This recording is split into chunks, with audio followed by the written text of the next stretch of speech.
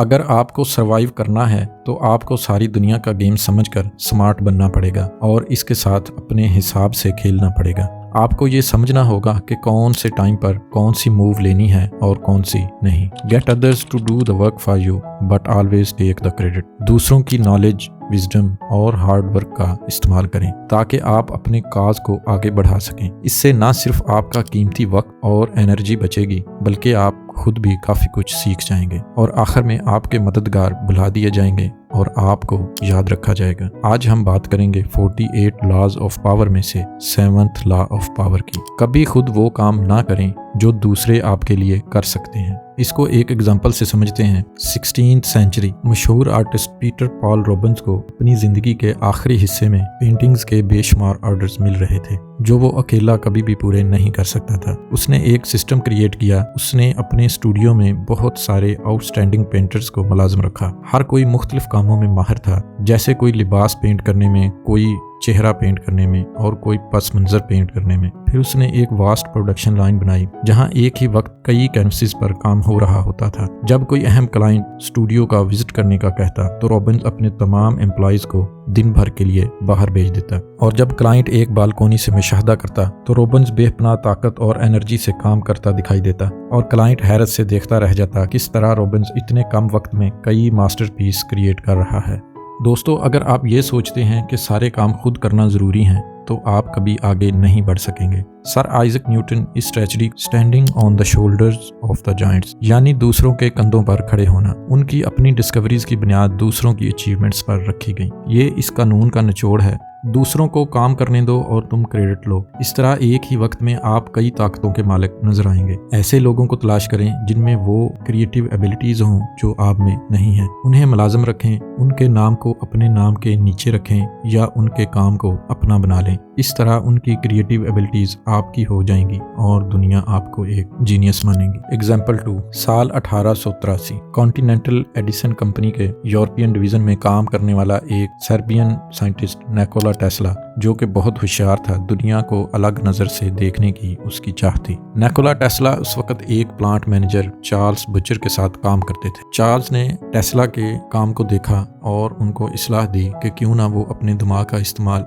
America में जाकर करे जहां उसकी ज्यादा कदर होगी। टेस्ला के यहाँ करने के बाद चार्ल्स उसे अमेरिका के एक बहुत बड़े साइंटिस्ट के पास भेज देता है। वो साइंटिस्ट उस वक्त दुनिया का सबसे नामवर साइंटिस्ट और उस कंपनी का मालिक था, थॉमस एडिसन। न्यूयॉर्क में जब एडिसन और टेस्ला की पहली बार मुलाकात होती है उसी वक्त एडिसन टेस्ला को हायर कर लेता है। टेस्ला अपने काम में माहिर था और इसी वजह से एडिसन टेस्ला को एक काम देता है। काम वाकई इतना मुश्किल था कि एडिसन को पूरी उम्मीद थी कि टेस्ला नहीं कर पाएगा। इसलिए टेस्ला को काम देते वक्त एडिसन कहता है, अगर ये काम कर लेते हो तो तुम्हें $50,000 दूंगा। टेस्ला निकोला पैसों के साथ साथ नाम भी कमाना चाहता था, इसलिए वो पूरी लगन से काम शुरू कर देता है। वो काम एडिसन के डायनामोस यानी कि जनरेटर्स के बारे में होता है। टेस्ला इन जनरेटर्स का डिजाइन दोबारा तैयार करता है और लगभग नामुमकिन लगने वाला काम पूरा कर देता है। अपनी दिन रात की मेहनत से तैयार किया हुआ नया डिजाइन टेस्ला एडिसन के पास लेकर जाता है और उसे वो न्यू डिजाइन दिखाता है। न्यू डिजाइन वाकई में कारगर होता है और टेस्ला एडिसन से अपने $50,000 मांगता है। उसके जवाब में एडिसन टेस्ला को कहता है, लगता है तुम्हें हमारा अमेरिकन जोक ही समझ में नहीं आया,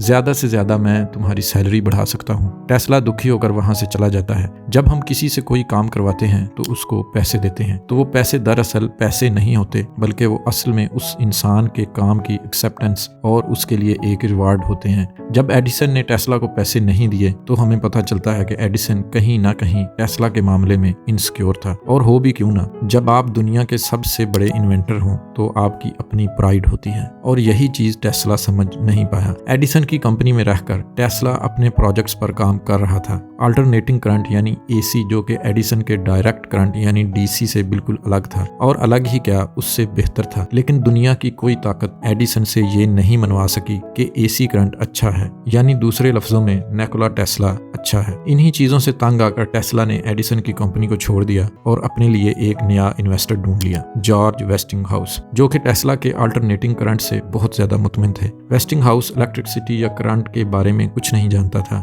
लेकिन वो बिजनेस जानता था। उसने बेचते वक्त अल्टरनेटिंग करंट के सारे पेटेंट्स को निकोला टेस्ला की बजाय वेस्टिंगहाउस कंपनी के नाम पर बेचा, जिस वजह से लोग इस पूरी इन्वेंशन को वेस्टिंगहाउस से एसोसिएट करने लगे। इस तरह से वेस्टिंगहाउस ने नाम भी कमाया और पैसा भी। अपनी जिंदगी की सबसे बड़ी इन्वेंशन का क्रेडिट भी टेस्ला को ढंग से नहीं मिला। इसी तरह मार्कोनी वो आदमी जिसने रेडियो का इन्वेंशन किया, लेकिन बहुत कम लोग जानते हैं कि रेडियो की इन्वेंशन में मार्कोनी ने टेस्ला के एक पेटेंट का इस्तेमाल किया था, जिसका टेस्ला को ना ही कभी पैसा मिला और ना ही क्रेडिट। टेस्ला ने AC generators, AC power system, AC induction motor, ऐसे कई सारे इन्वेंशंस किए, लेकिन कोई भी इन्वेंशन टेस्ला के नाम के साथ नहीं रही। टेस्ला उन लोगों में से था जिनको लगता था कि साइंस और पॉलिटिक्स दो अलग चीजें हैं। वो बस अपनी मेहनत करता, अपनी इन्वेंशंस पर ध्यान देता और पीछे से लोग उसका फायदा उठाते, और जब तक टेस्ला ये बात समझ पाता तब तक बहुत देर हो चुकी होती। इसीलिए टेस्ला ओल्ड एज में भी गरीब था और गरीबी में ही उसकी मौत हुई। दूसरी तरफ एडिसन टेस्ला के बिल्कुल ऑपोजिट था। वो तो कोई थिंकर या कोई इन्वेंटर भी नहीं था। एक बार एडिसन ने कहा था कि मुझे मैथमेटिक्स सीखने की कोई जरूरत नहीं,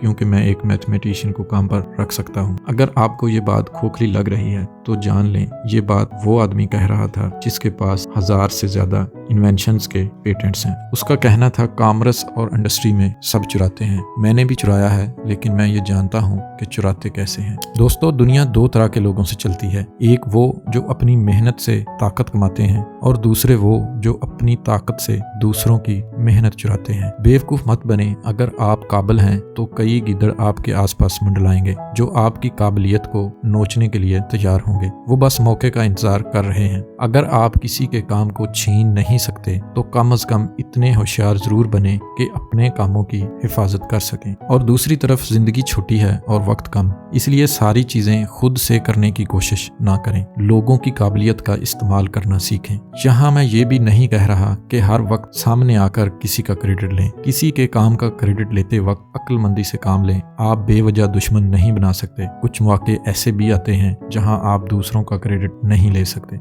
उस वक्त क्रेडिट से बचना होशियारी होगी। हर बात पर क्रेडिट लेने के चक्कर में बात आपकी पहचान पर आ सकती है। अगर खेल में टिके रहना है तो आपको सीखना होगा कि पीछे कब हटना है। इसको भी एक एग्जाम्पल से समझते हैं। फर्ज करें कि आप एक प्रोजेक्ट पर काम कर रहे हैं और आपकी टीम में एक जूनियर साथी ने एक बहुत अहम खोज की है, जिसकी वजह से प्रोजेक्ट कामयाब हुआ। क्योंकि टीम को मालूम है कि ये कामयाबी इस जूनियर साथी की मेहनत का नतीजा है, तो अगर आप सारा क्रेडिट ले लेंगे तो आप खुदगर्ज या मौका परस्त लग सकते हैं। ऐसी सिचुएशन में अपने साथी को क्रेडिट देना और उनकी मेहनत को सराहना आपको एक फ्राख दिल और स्पोर्टिव लीडर के तौर पर पेश करेगा, जिससे आपकी इज्जत में इजाफा होगा। इसके नतीजे में टीम आपको ज्यादा एतमाद के साथ देखेगी और आपका रिलेशन मजबूत होगा। दोस्तों, अगर आपको लगता है कि 7th लॉ हमें अनएथिकल बातें सिखा रहा है या हमें किसी का हक छीन लेने की ट्रेनिंग दे रहा है, तो एक और तरीका है जिसे आप इस्तेमाल कर सकते हैं। उसके लिए आपको किसी का हक छीनने की जरूरत नहीं पड़ेगी, और एक ऐसी चीज है जिससे आप सब सीख सकते हैं। वो क्या है?